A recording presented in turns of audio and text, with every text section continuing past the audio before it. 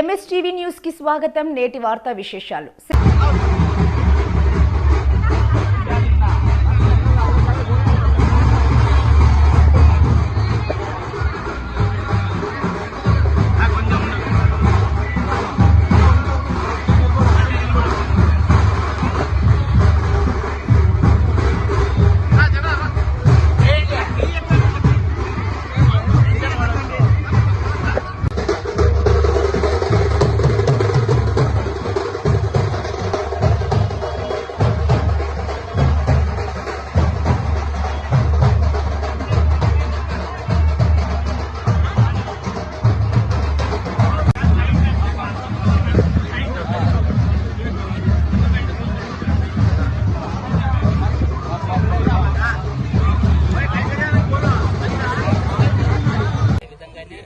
కేవలం బురద జల్లే కోసమే పెన్షన్స్ ఆఫీస్కి వచ్చి తీసుకోమని చెప్తున్నారు, లేకపోతే బ్యాంకుల్లో చేస్తున్నారు.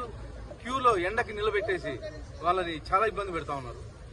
జల్లు ప్రచారం చేయడం జరుగుతుంది. ఇంటింటికి క్యాన్వాస్ చేస్తూ ఉంటే బ్రహ్మరథం పడుతున్నారు. పెద్దలు అయితేమి కార్యకర్తలు అయితే ప్రతి ఒక్కరూ ముందుకొచ్చి 13వ తేదీ ఎప్పుడెప్పుడు వస్తుందా అని చెప్పేసి ఎదురు చూస్తున్నారు. 13వ తేదీ ఎన్నిక కోసం ప్రతి కార్యకర్త ముందుకొచ్చి గట్టిగా కష్టపడతా ఉన్నాం. మేము ఈ వారం రోజులు గట్టిగా పనిచేస్తాం. మేము చంద్రబాబు నాయుడు గారిని ముఖ్యమంత్రి చేసుకోవాలి మనం అని చెప్పేసి తెలియజేస్తా ఉన్నారు. అలాగే మా మేనిఫెస్టో వచ్చిన తర్వాత ఇంకా బ్రహ్మరథం పడుతున్నారు. మేనిఫెస్టోలో ముస్లింస్కి అయితే ఏమి, తర్వాత కాపు కమ్యూనిటీకి అయితే ఏమి, ప్రతి ఒక్క సామాజిక వర్గానికి న్యాయం చేశారని చెప్పేసి తెలియజేస్తా ఉన్నాను.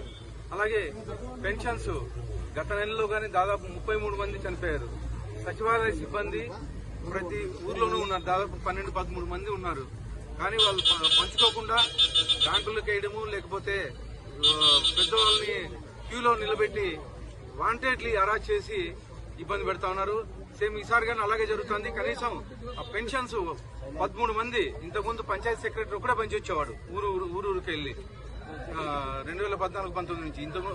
ఇప్పుడు దాదాపు 12-13 మంది ఊర్లో సిబ్బంది ఉన్నా కానీ కనీసం వాళ్ళకి పంచుకోకుండా ముసలిని చాలా ఇబ్బంది పడతా ఉన్నారు.